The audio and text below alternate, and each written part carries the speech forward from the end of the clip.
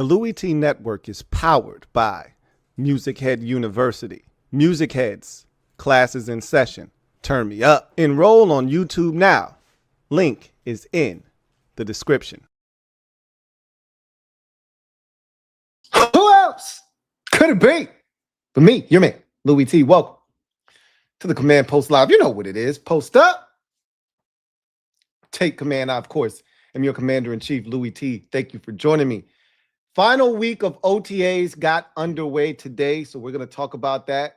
Really interesting takeaways from the final day of OTAs, and something that should scare you a little bit if you're a Commanders fan, and should reinforce a lot of the conversations that we've had this offseason as well.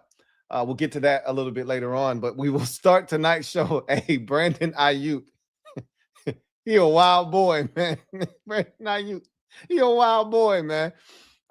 So Brandon Aiyuk back at it again on IG as he continues his barrage of posts about the San Francisco 49ers.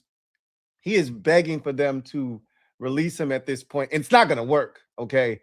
The only thing that's going to get the 49ers to release Brandon Aiyuk is him actually showing up training camp and following all the protocols, doing everything right so the 49ers can't place him on some ridiculous list that will stop him from getting to his bag, right?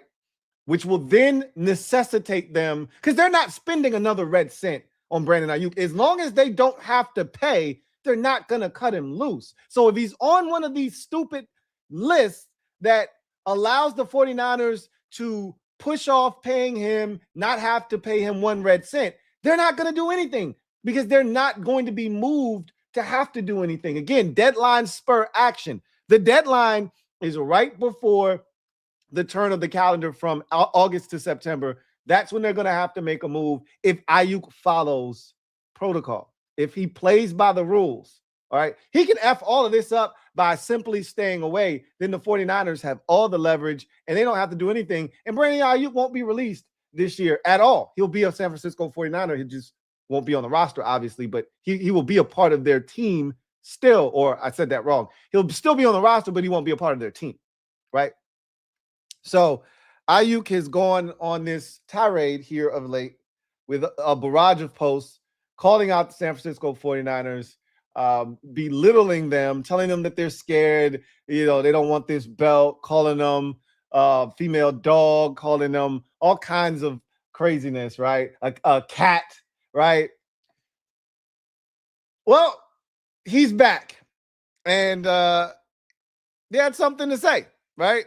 Now, this one, unlike the last one, which I rather enjoyed, this one, I'm kind of like, could have did without this one, Brandon. It's still hashtag free Uke. All right, that ain't changed, right? That ain't changed. But I could have done without this one. This one felt forced, right? Now, anytime somebody does something and then they come back a day or two later and they say, and another thing, that means, hey, they've been thinking about this shit, boy. He went to sleep the night that he posted that first video. He went to sleep like, man, I should have said this shit too. I should have said this. I'm going to do another one. Right? He was thinking about this shit. He didn't just randomly spur of the moment, jump on and just start typing. This shit was eating at him. Man, I should have said this shit too. I should have said this. They stupid as hell. They dumb. I should have said that shit. You know what? I'm going to say that shit too. he went to sleep thinking about that shit. It was eating him up. I got to let them know that the 49ers dumb as hell, right? So enough of me talking about it. If you haven't seen it yet, here's the latest Brandon Aiyuk video in which he calls out the San Francisco 49ers. I'll let you hear it for yourself, and you be the judge of Brandon Aiyuk, all right? And how you feel about this one and what he had to say. And another thing, you want to know why they really mad, though? They mad because they stupid. They dumb. They mad that they paid me $50 million in 8 months and then voided my guarantees for 2027. And I'm about to be on a new team in 2027. They mad at they selves for real. Niggas acting like they mad at me, but they stupid ass mad at they self. And another thing. When somebody start off with and another thing, he said a lot the last time, right? He said a lot the last time, and he starts off with and another thing. This shit was eating him up, and he had to get this off his chest. He had to get his shit off here. You want to know why they really mad, though? They mad because they stupid. They dumb. They mad that they paid me $50 million in 8 months and then voided my guarantees for 2027. And I'm about to be on a new team in 2027. They mad at they selves for real. Niggas acting like they mad at me, but they stupid ass mad at they self. All right, I'm gonna play it one more time so you can really fully digest it if you haven't watched it before, so you can really get the grasp of everything he's saying. And then we're gonna unpack a lot of this. So I gotta say this. Brandon is in his pocket now. He's getting that itch. Before, when football wasn't close, he didn't have to worry about whether or not it was go time. He could be doing other things. He could be driving cars really fast. We just seen him doing that last week, right? He could have been, doing his clothing line with his basketball stuff. He could have had a couple bottles. He could have been on a plane. He could have been walking his dogs. He could have been doing all this other stuff that could take his mind off of football because, hey, football ain't nowhere close to being played. He's getting that itch now. He's in his pocket. This man went from not saying a word on social media for almost a full 7-8 months. December, I think, was the last time he said something. I think it might have predated that. We might be going on close to a year. The last time this man actually said words on social media. Definitely 6 to 7 months minimum. And now all of a sudden, this man has diarrhea of the mouth and can't stop talking about it. Now he's got that itch. He's in his pocket now. He wants to play football. And the only way that's going to happen is if he's released by the San Francisco 49ers. And he knows that. This is not the last video we're going to see from Brandon Aiyuk belittling the San Francisco 49ers, shitting on the 49ers. It's not the last one. I can assure you this has no bearing or impact on what the 49ers are going to do. He could have 50 more of these. Not going to move the needle. Won't move them at all. What's going to move the needle, what's going to move the San Francisco 49ers to action is if Brandon Aiyuk follows the rules. Okay? Shows up at training camp. And he doesn't necessarily have to be a good citizen, but he can't be an asshole and he can't be disruptive to what they're trying to do. Just come there. If the media sticks a mic in his face, he can say everything he wants to say. They can't stop him, right? He's done nothing wrong as long as he's not talking crazy. That could do something. I doubt it, but ultimately, until they are on the hook for any financial payments, nothing is going to change with this situation. Unless they feel like ridding themselves of this entire dilemma, right? Anyway, one last final spin. Aiyuk talking about these little ass boys, talking about them being stupid. Here's Brandon Aiyuk. And another thing. You want to know why they really mad, though? They mad because they stupid. They dumb. They mad that they paid me $50 million in 8 months and then voided my guarantees for 2027. And I'm about to be on a new team in 2027. They mad at they selves for real. Niggas acting like they mad at me, but they stupid ass mad at they self. All right. So we'll come back to that, right? We'll spin the block when we start talking about Commanders' final week of OTAs. Let's unpack this Brandon Aiyuk latest video. All right.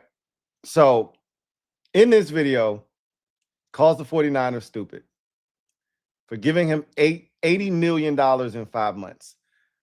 The way he phrases that is as if he's saying they were stupid for giving him that type of money in the first place, which makes it seem like he robbed them or something.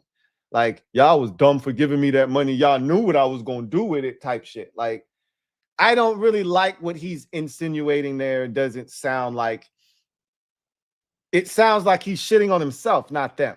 Like, y'all was dumb for giving me the money. It's almost like you got a cousin that you know is really bad with money. And he says he's got this great business idea. And if you could just spot him 30,000, he'll return that to you tenfold. And you already know, man, if you get little Chris this money, Chris is going to blow this shit in less than 24 hours. And you ain't getting a red cent of this shit back, right? And you give Chris, because you love your cousin, you know, y'all been through the ringer and back together. He been holding you down for a lot of years. So you bless him with the 30K, knowing good well you ain't getting it back. But maybe this time will be different. Chris goes out and does Chris shit, comes back, tells you, damn, I thought I had it this time. And he blew the money, right? What did you think was going to happen, right? Chris comes back and says, hey, you knew what you was getting into when you gave me that money. What did you think was going to happen? That's kind of how that shit sounds. Like, that's not a ringing endorsement on Brandon Aiyuk when he says they stupid because they gave me $80 million in 5 months guaranteed money. Then he speaks about them voiding guarantees in 2027. And I'm like, hey, Brandon, buddy, they voided guarantees in 2026. Then he says, I'm not going to be on the squad in 2027. And I'm like, we don't want you on their squad in 2026. We want you playing for a different team in 2026.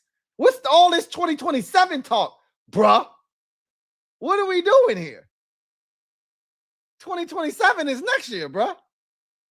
I need that 2026 Brandon Aiyuk action now, right? We need Brandon Aiyuk on this roster in 2026. You keep talking about 27. Did I miss something? What did I miss? What did I miss? I want to read an article.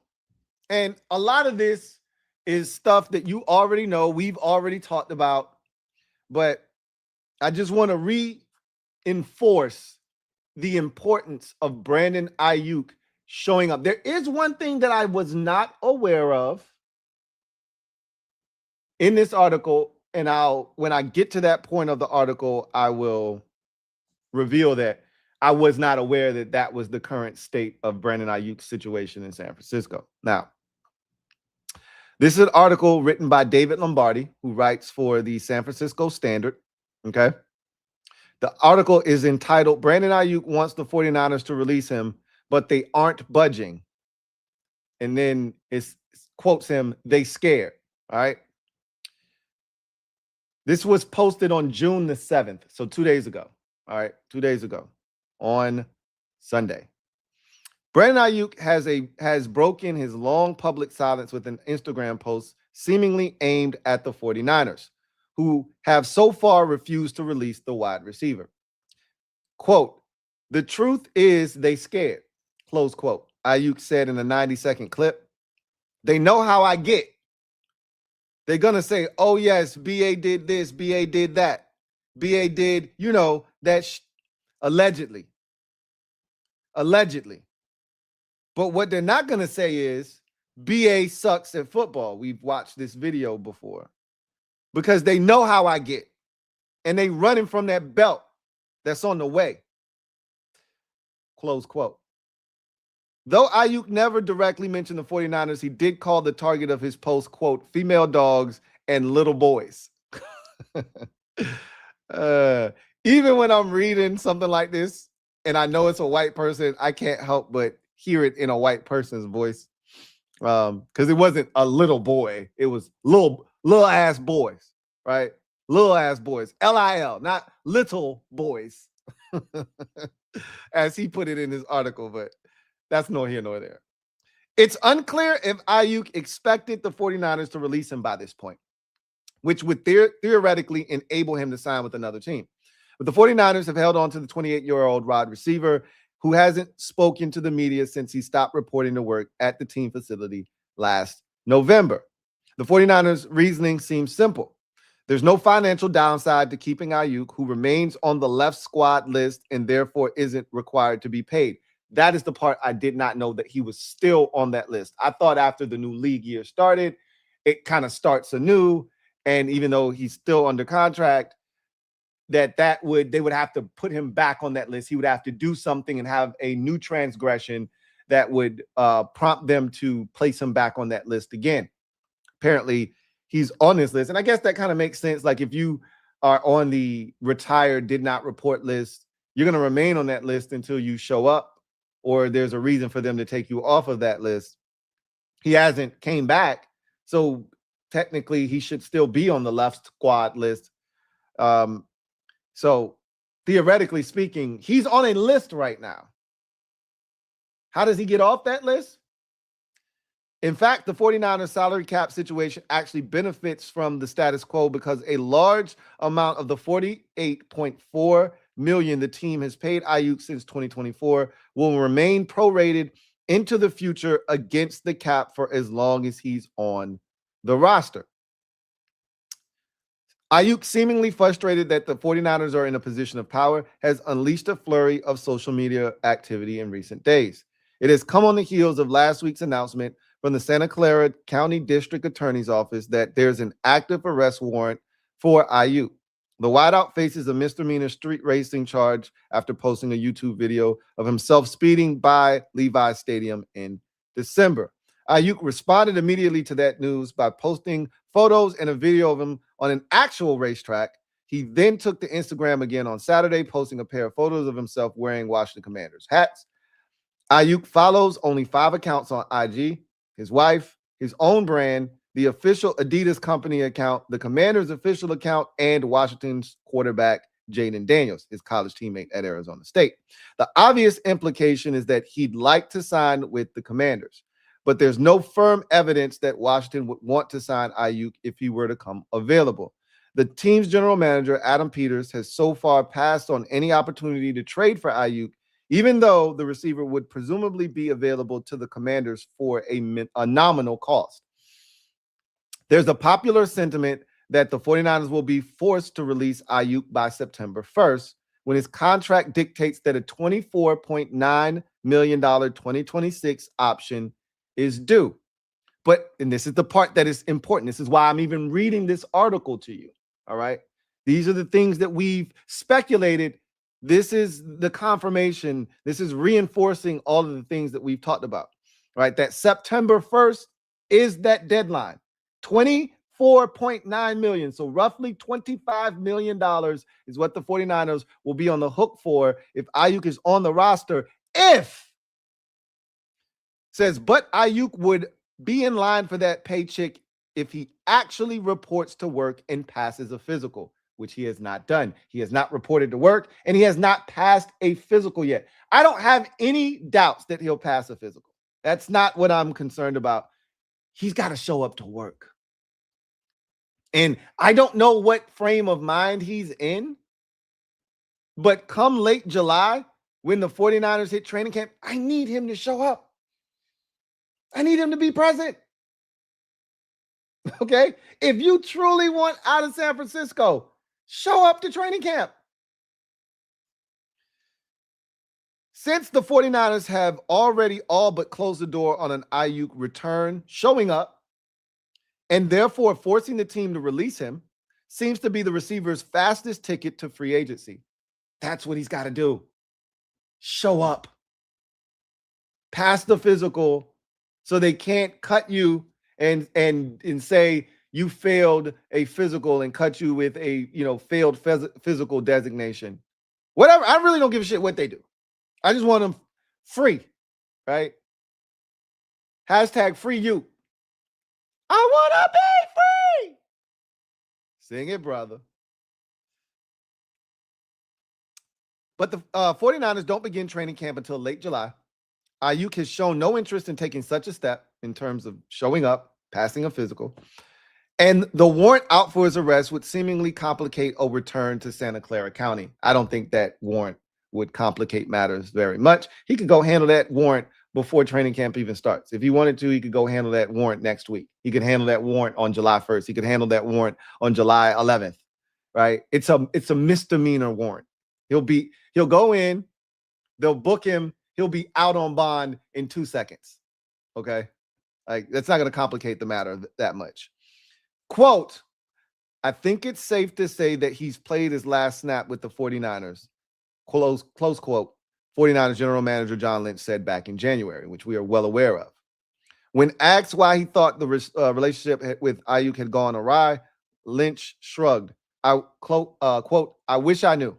He said, I can't help you. Close quote. That perplexity still applies now, about 6 months later. So basically, the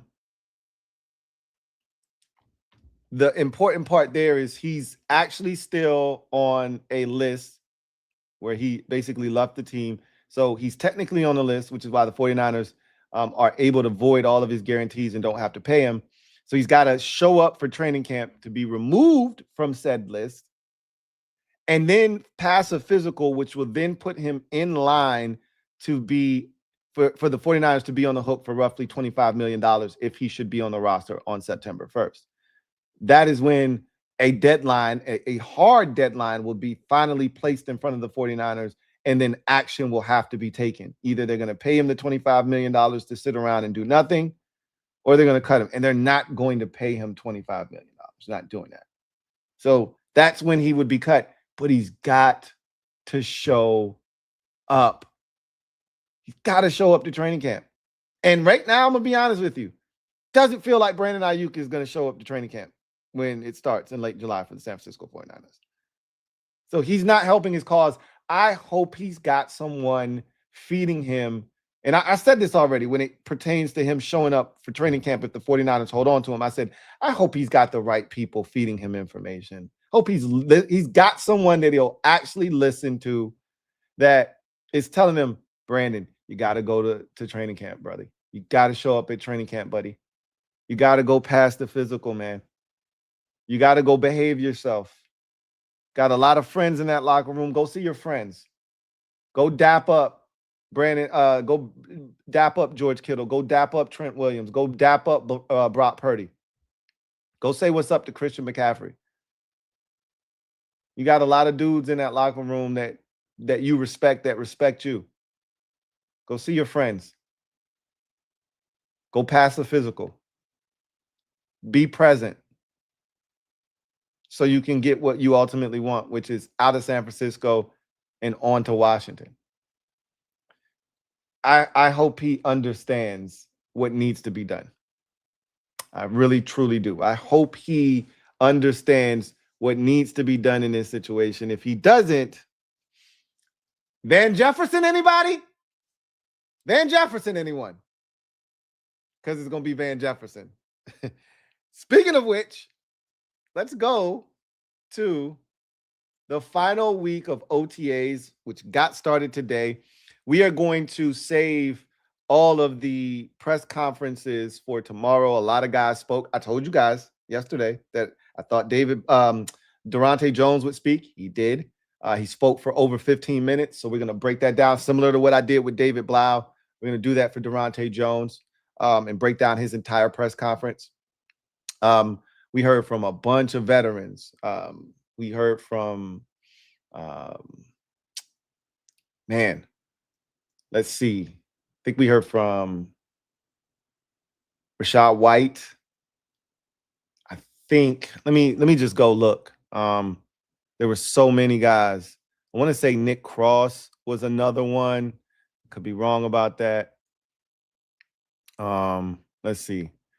Rashad White, Frankie Louvu, Nick Cross. So I was right about that. Nick Allegretti, Tress Way, and then of course Dan Quinn. So Durante Jones, Dan Quinn, Tress Way, Nick Allegretti, Nick Cross, Frankie Louvu, and Rashad White.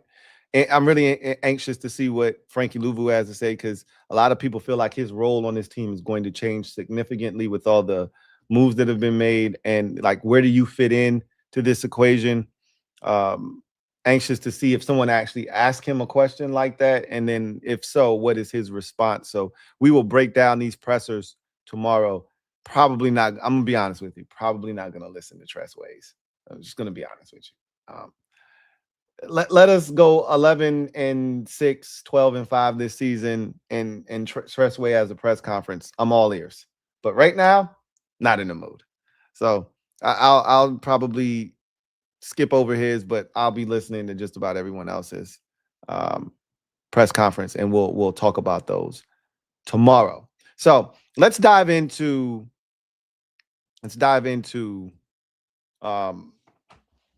what happened at practice. Before we do that, I want to share this with you guys, because I brought this up to y'all, I think last season when we got shut out by the Minnesota Vikings. I swear I brought this up to y'all. I'm pretty sure that I did. But I want to bring it up to you guys here because there's visual proof of it. There's visual. And anytime you like, I remember the graphic where, the last time a team made it to the NFC Championship game, and it was a very similar list to this. Everyone had made it since, the 2000s, except like at that, because the Lions had just made it like 2 years previous or the year before. So they were removed because the last time they were in the NFC Championship was in 91 with us. And then they made it to the NFC Championship in 24, or excuse me, 23, right? So they were no longer on that list.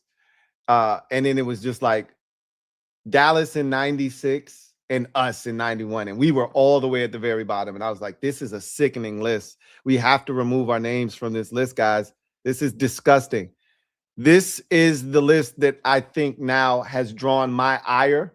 And I want us removed from this list. This is embarrassing. And I feel this one. Like, I've experienced this. I brought it up to you guys, and I'm like, I don't think we've had a shutout since 1991. Here's the proof of it. And it's not that we haven't had a shutout since 91. No one else is even on the screen with us. All right. So take a look at this. Years without a defensive shutout. Kansas City, Baltimore, Seattle, Houston, Philadelphia, Minnesota, and Carolina all had shutouts this past year in 2025. Minnesota had one courtesy of us. Denver and Green Bay haven't had one in one season. So their last shutout came in 2024 defensively. Cleveland, Miami, Tampa Bay, Dallas, Jacksonville, Chargers, and the Saints all had a shutout 2 years ago. So their last shutout came in 2023, right? San Francisco and New England both had shutouts in 2022. Buffalo, Tennessee, Indianapolis all had shutouts in 2021. All right, so it's been 4 seasons. The Rams and the Lions both had shutouts in 2021, 2018. Cardinals in 2017. Then you go to the Bengals, who haven't had one in 11 years. Falcons and Raiders haven't had one in 13 years. Steelers haven't had one in 14 years, which is surprising with the way they've played defense over the last decade. Bears haven't had one in 15 seasons. Giants and Jets, coincidentally enough, the two teams that share the same stadium and are neighbors, haven't had a shutout since in 16 years, roughly 2009 or so, right? And then you go, and that's 31 of the 32 teams in the league. All right. That's 31 of the 32 teams that are accounted for. And then you just start skipping a bunch of years and years and then a decade. And you just keep going. 17, 18, 19 seasons, 20 seasons, 21 seasons, 22 seasons, 23 seasons, 24, 25, 26, 27, 28, 29, 30, 31, 32, 34 seasons since we've had a shutout. No one else is even close. We are in the woods screaming at the top of our lungs. There is an echo that is reverberating back to us. Nobody can hear us because no one else is even close. We double up the next closest teams. The Jets and the Giants haven't had one in 16 years. We haven't had one in 34 years.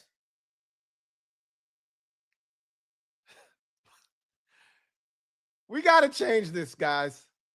This has got to end. Just like in 2024, when we saw that same list with the NFC Championship appearances, and we said, this shit has to stop. And then the list that was the worst, I think, was, and this is the one that was worse than the NFC Championship list in 2024. The one that said the last time a team has won 10 or more games, so 11 games essentially or more, right? And it looked just like this. Everyone else had done it since like 2005, and we hadn't done it since 91. I think like the Raiders hadn't done it since like 2002 when they went to the Super Bowl that year with Rich Gannon when he won MVP. And then it was us all the way down at 91. This feels just like that. And you know what we did that year? We broke the streak, won 12 games, went to the NFC Championship game, killed two birds with one stone. I got this feeling. Woo, woo. We might break this streak this year. We can't keep this shit up, bro. We can't keep this up. Durante Jones, we need to break this, bro. We got to shut somebody out this year, man. Really don't care who it is, honestly. Don't care. Cardinals, Titans, don't care. Giants, I don't. You're not going to shut out a divisional opponent. I don't give a shit who it is, though. We had a chance to shut out Carolina in 24, and we blew it. We got to shut somebody out. We had a chance to shut out Cleveland in 24. We blew it. We got to shut somebody out, man. This is ridiculous. Anyway, I digress. This saddens me, okay? This list saddens me. And I already knew it, but I told y'all there's nothing like seeing it. We could talk about it.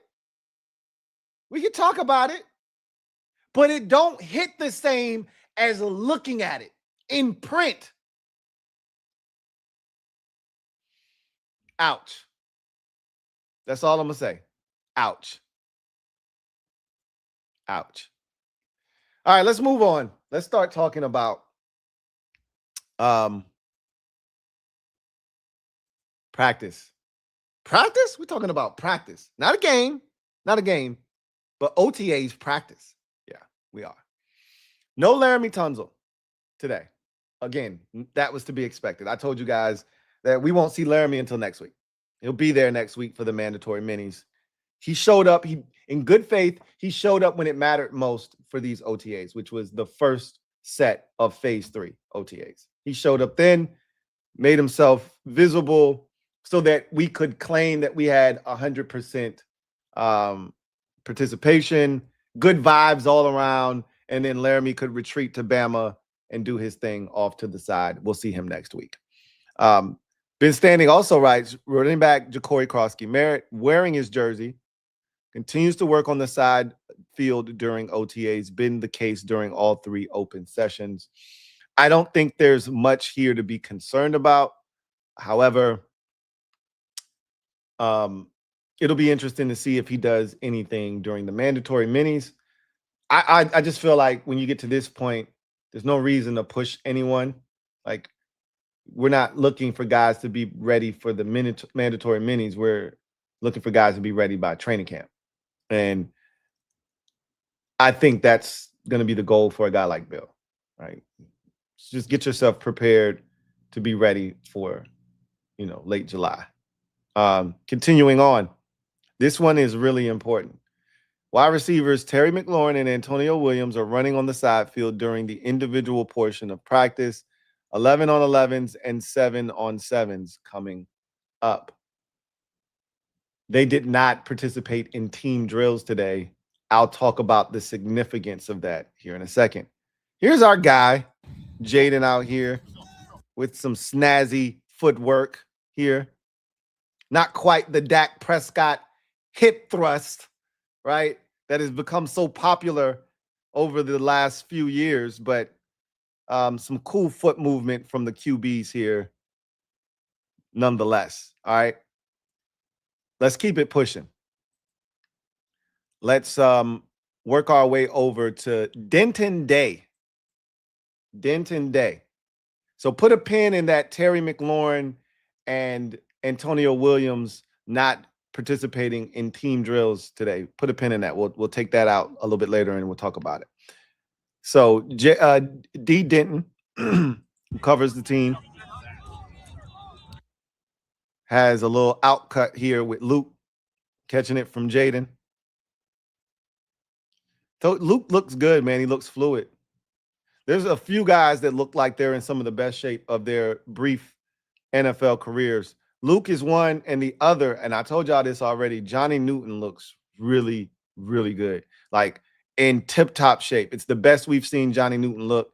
And I think Johnny has finally leaned into the, all right, I'm undersized, bro. Let me just go out here and win with my quickness and lean into this undersized narrative that has been painted, which is real. That's not a narrative. He's an undersized defensive tackle. Lean into that, bro. Be the best version of yourself that you can be. And I think him being in this great shape is going to benefit him potentially this year.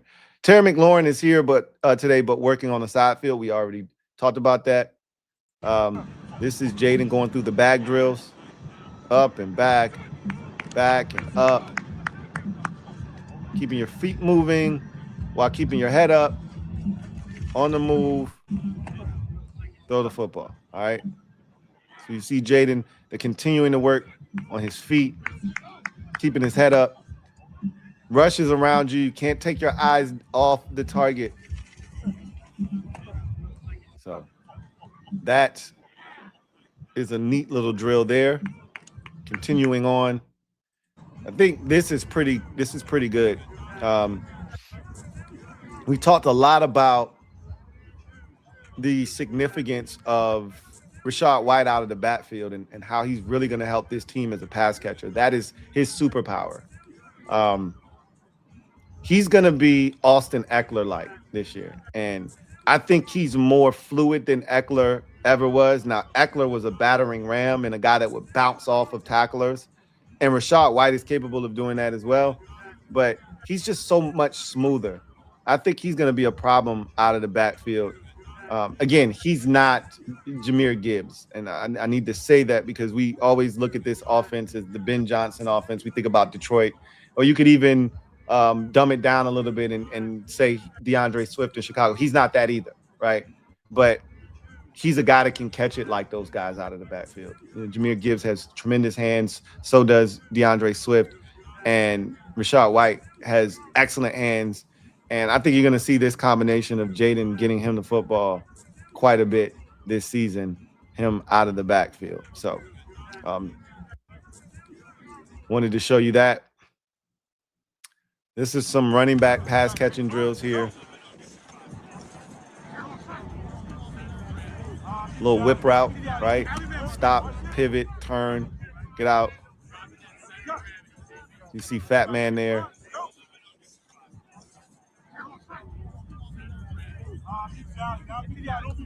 Trying to see who number 30 is. Don't really know who that is. It might be the undrafted Jones. Anyway, so you see a little bit of that with the running backs. They're going to have a much bigger role this year in the pass game. All the running backs.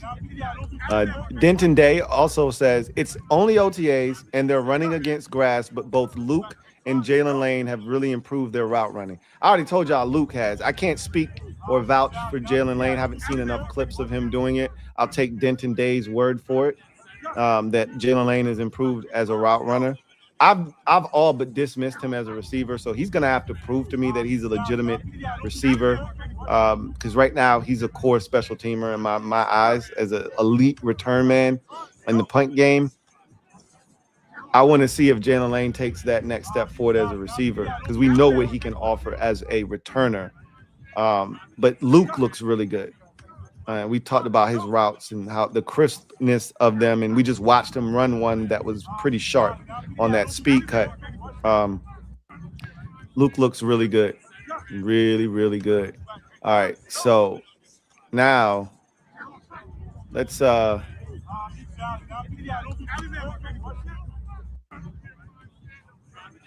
get to NBC4. And this is David Blau. Probably already seen this clip, but this is David Blau with assault on a stick.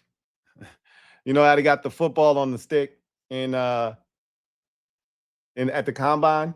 This is David Blau assault with a stick.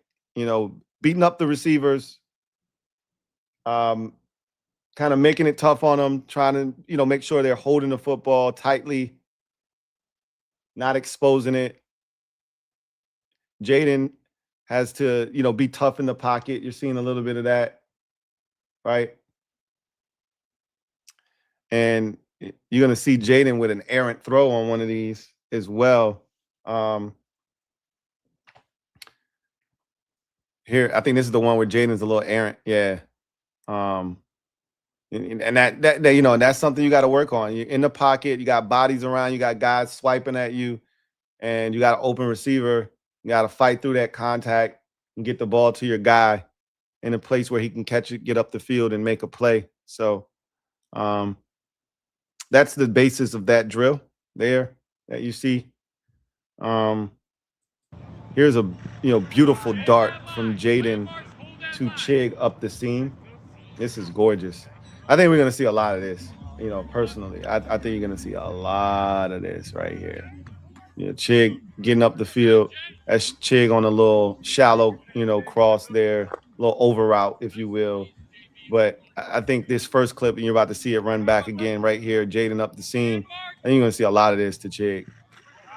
We saw that the other day. We played a clip where the Commanders uploaded it to their X, where Chig, caught a little seam ball from Jaden before the safety could get over and make a play on it. This right here is just against air. But the play that I'm talking about that we saw from Chig and Jaden the other day was more so them in like 7-on-7s, catching and Jaden catching Jeremy Reeves and kind of napping up the seam and hitting Chig on that seam route. Then you're gonna see Chig getting busy a lot this year, a lot. So I think that was the last thing we needed off of NBC4. Yeah, that was the last thing. So those were the sights and sounds of the final week of OTAs. Now let's actually talk about the practice itself. Remember, I told you to, put a pin in the Terry and Antonio Williams discussion. Let's pull that pin out and talk about the significance of that. So nothing to be alarmed by, right? Terry and Antonio Williams both having essentially the day off, but they did participate on the side field. I don't think it's anything serious, nothing that we need to be concerned with. Just a precautionary measure being taken in June, right? Anyhow, the significance of this is that it essentially took you back to last year's receiving core, okay? There was no Antonio Williams last year, and for the vast majority of the season, what felt like, even though Terry actually played in 10 games last year, how many of those 10 did he actually finish? my guess is he played in and started and finished 7 or 8 max of those games, because he didn't finish the Raiders game, even though he started it, and he didn't finish the Chiefs game for sure, even though he started that game. So I would say that Terry probably started and finished 8 games last year out of 17. It felt like he barely played, is what it did. It felt like he barely played. That being said, he barely played in the actual competitive portion of the season. That's for sure. And we saw what it looked like in camp last year when Terry didn't play. The defense was dominating, had us thinking, oh shit, this defense might actually be good. We saw poor Jaden over there struggling. Remember that infamous shot of Jaden kneeling down during the inter squad scrimmage that the team was having, and Terry's kind of whispering something in his ear, and Jaden's looking at him like, bro, we ass. Like, I need help. Where you at? Right? Crazy photo that was taken where Jaden's like kind of shaking his head, and Terry's like, bro, I wish I could be out there with you, man. I'm sorry. Right? Yeah, you sorry, all right. We were sorry last year at the receiver position with no Terry McLaurin. Well, that was the case in practice today. No Terry, no Antonio Williams. So you were left with the core of De'Ami Brown, Van Jefferson, Jalen Lane, Luke McCaffrey, Jaden Bradley, and others. How did that go? Not good. Not good at all. Apparently, the defense was able to force a ton of checkdowns from Jaden during the 7-on-7s, and most importantly, the 11-on-11s. Forced a ton of checkdowns. Now, one could look at it glass half full, and I always like to put a positive spin on everything. So on one hand, it's like that shit feels a lot like last year, and I never want to go back there. So for the crowd out there that claims we don't need to add receiver help, and whether you're team Aiyuk or your team Diggs or you're just your team add a receiver, you don't want either one of those guys, but you want to add a receiver, whatever the case may be, we need to add a receiver. And again, my money's on Aiyuk. It's been on Aiyuk. It's going to continue to be on Aiyuk until Aiyuk does something that makes me believe there's no hope in Aiyuk joining this roster this season. It's Aiyuk, right? Whatever the case may be, for the crowd that's like, hey, I like the young fellas. Let them play. We don't need to add no receivers to this room. Bullshiggity. Bullshiggity. This is further proof that Jaden couldn't push the ball down the field and had to check it down repeatedly underneath in practice today because there was no Terry, there was no Antonio Williams. And Antonio Williams isn't even running with the ones. Anyway, this is really more about Terry and his presence being felt or lack thereof, right? You need another guy, essentially, is what I'm trying to tell you. Another byproduct of the checkdowns and not being able to really stretch the defense. And again, if you want to put a positive spin on it, the defense has communicated really well. That's been the thing that we've heard over and over again, is that this group is communicating. And they were communicating well. They were taking away looks for Jaden. They were forcing him to have to go underneath and check it down. And that's a positive. That's a positive. That's what you want to hear from this defense. But it's also not what you want to hear from the offense either. Both can't win at the same time. Someone's got to win and someone's got to take an L. The offense sounds like they took an L today. And again, this time of the year, it's set up for the success of the offense. So when you hear that the defense actually had a really good day, and again, it's not like they were picking Jaden off and all kind of stuff. He just had to take the check down. He had to take what they were giving him. And that's not the worst thing in the world, because we've seen Jaden turn down checkdowns before. So having to be patient and take what the defense is giving you is a lost art, I feel, with a lot of young quarterbacks, especially. They want to make something happen. That's why you see guys like Cam Ward get sacked a gajillion times in their rookie seasons or early in their careers, because a lot of these young guys don't want to give up on a play. And instead of taking what's right there in front of them, this 4-yard gain, they want to make something bigger happen, or they want to take off and use their legs when your check down should be your legs in the offense. There he is. Give it to him. Now you don't have to do it, right? John Bates. I talked about this yesterday. I said, I think Bates is going to have a career year catching the football because he's going to be on the field.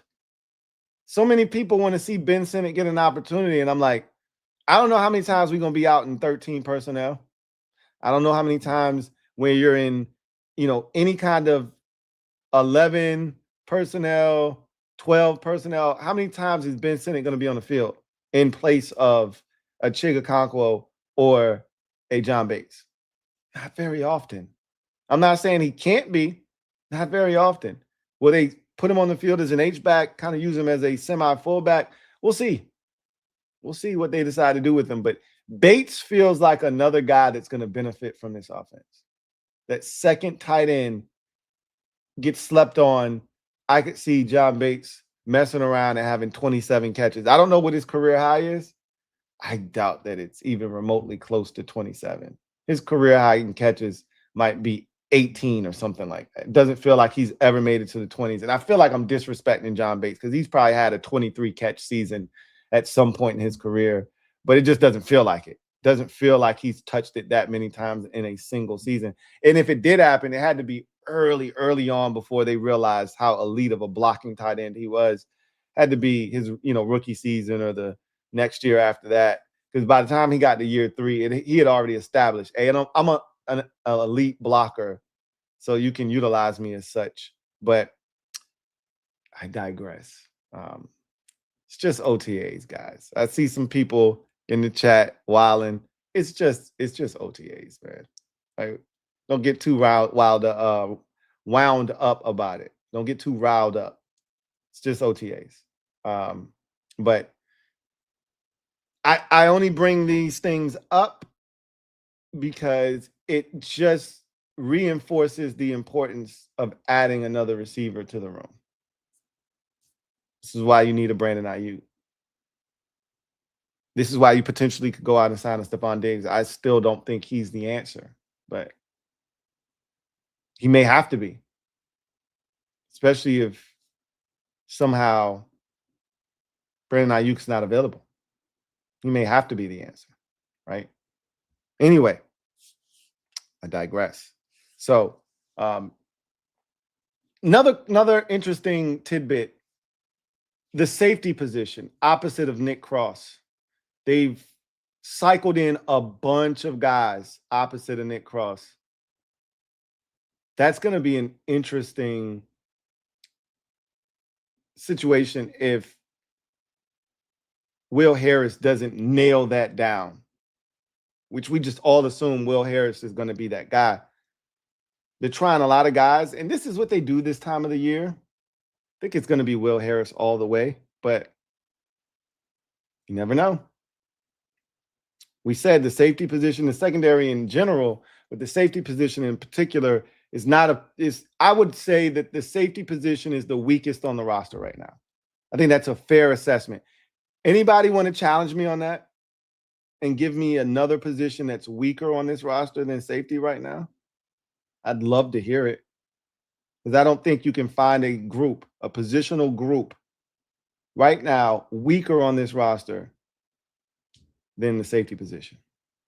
Linebacker strong, edge, defensive line strong, edge and defensive tackle, offensive line strong, running back room. I think it's a solid group. I like White. I'm a big Bill fan. We'll see, if all of that can kind of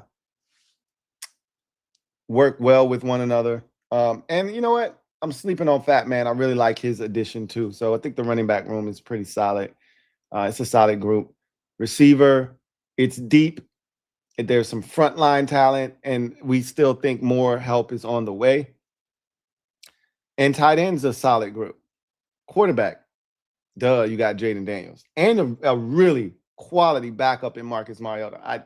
I've said this before, I'll say it again. I'll stake my claim on the combination of Jaden Daniels, Marcus Mariota is the best 1-2 punch in the entire National Football League. Again, you don't like it? Tough titty, said the kitty, but the milk is still good. Whatever the hell that means. here's what I do know. You're going to be hard-pressed to find a better starter coupled with a better backup. You're going to be hard-pressed to do that. Safety is that one position. I even like the corners. I don't think we have enough, right? I would love to add one more corner, a fifth.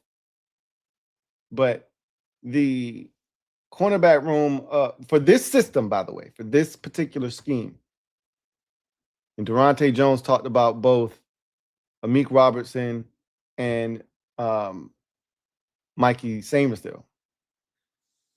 But that combination of Amik Robertson, Mikey Samerstill, Akello Witherspoon, and Trey Amos, I feel damn good about it. As long as there's no injuries, I feel damn good about it.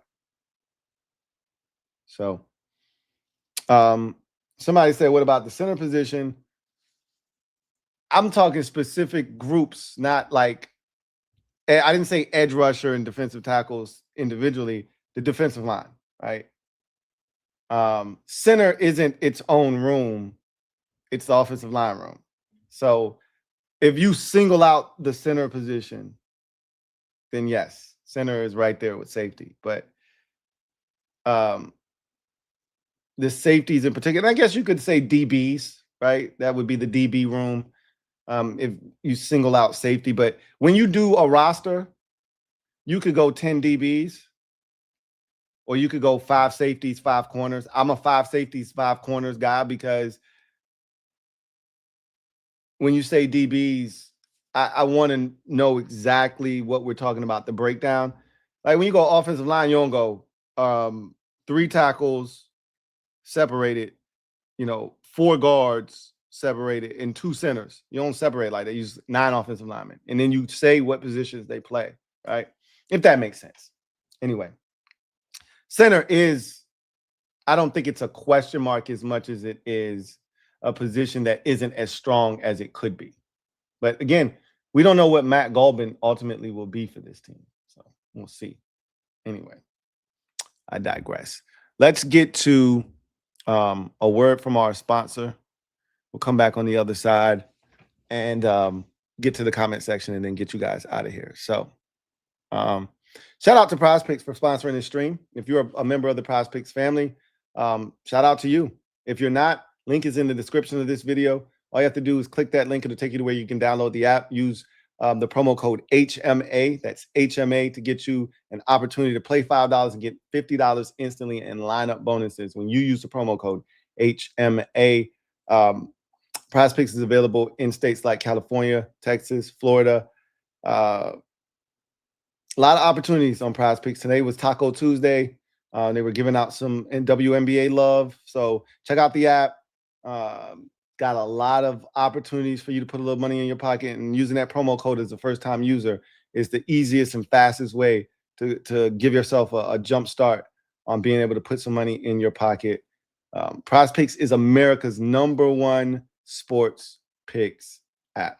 So shout out to PrizePicks for sponsoring this stream. All right, let's get to the comment section, see what you guys have to say, and then we will bounce. Suave, thank you for the super chat. Greatly appreciate you. Suave writes, Commander's tag doesn't seem like a locker room fit. These antics don't scream Commander's tag, no. But this is a means to an end. Like, okay, Suave, so you want to play that game, right? The Commander's tag, he's doing all this stuff. So Terry's not a Commander's tag guy?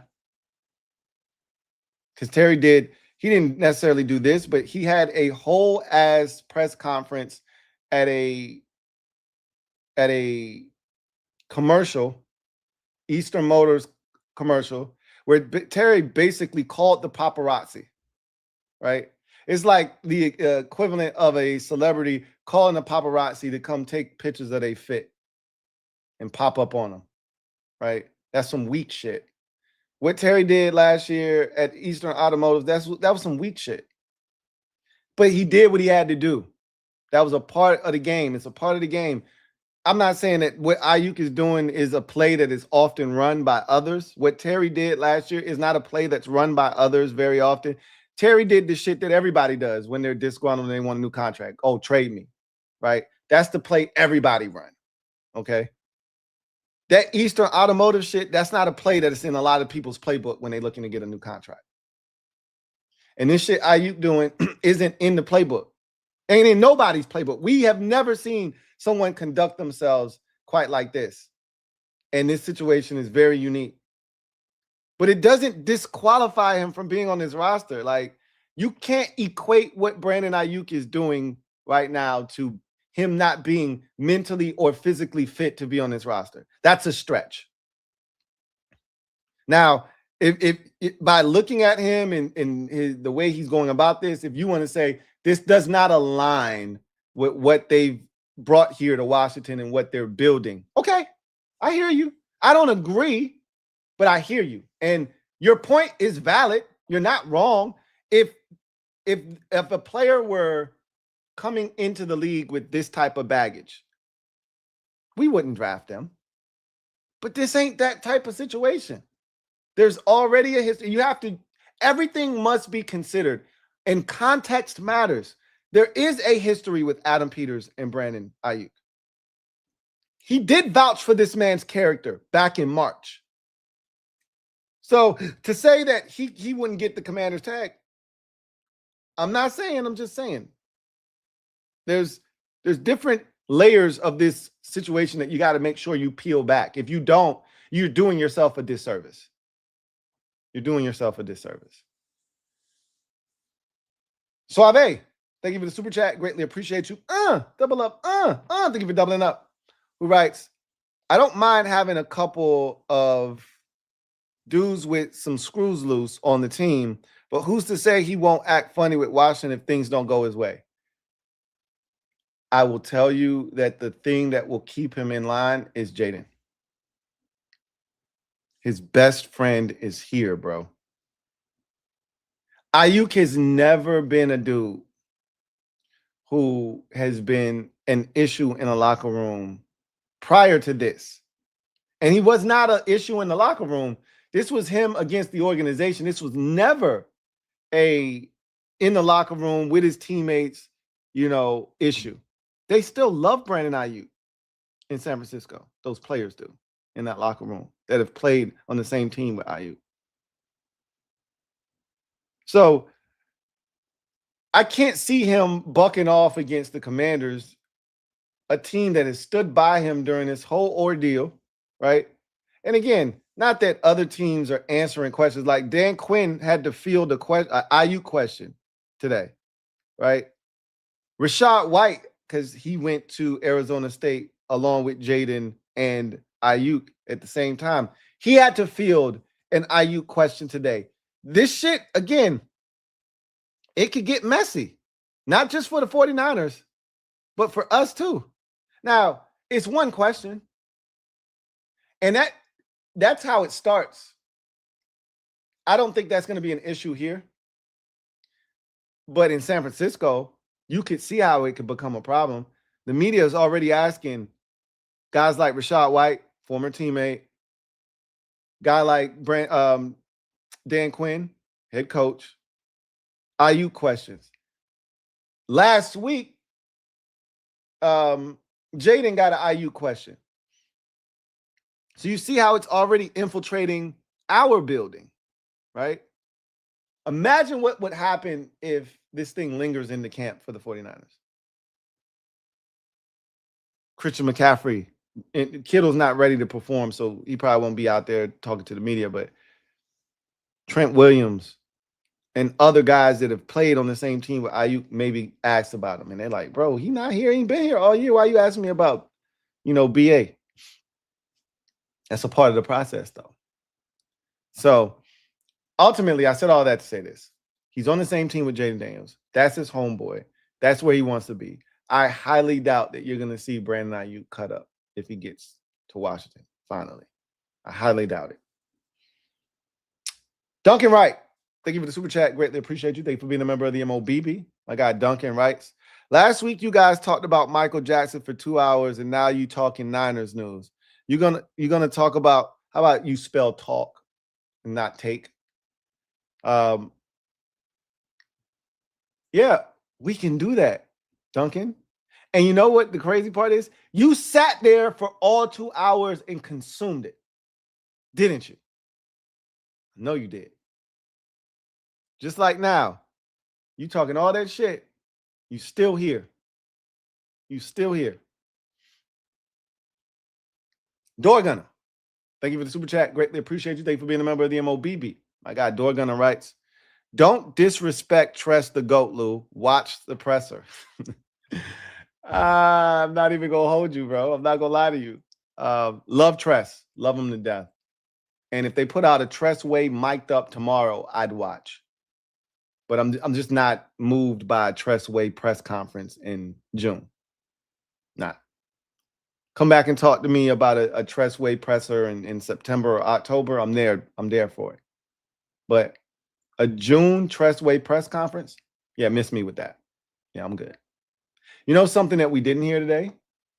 I didn't see any updates on the field goal competition. I'll maybe have to scour some more social media to see if I can track that info down. Maybe read a couple more articles and see if someone, had it in there. But didn't hear anything about the kickers. Maybe they weren't a part of practice today. That's very possible too. Anyway, I digress. That was the last super chat, which means it's time for me to glide to the side and let you get back to whatever you were indulging in before I rudely interrupted rather. Tomorrow, we're going to have a advanced discussion about what was said at the podium. That is a big deal for me, what guys say this time of the year. So hearing from DQ, hearing from Durante Jones, and a slew of veteran players, looking forward to breaking that down and giving you the best of what was said on today. But that's going to do it for me, your man Louie T, here on the Command Post Live. You know what it is. Post up.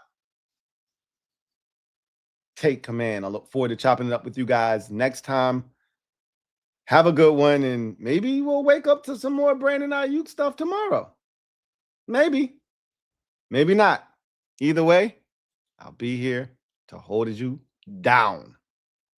Peace. Aiyuk is a wild boy. #FreeYuk.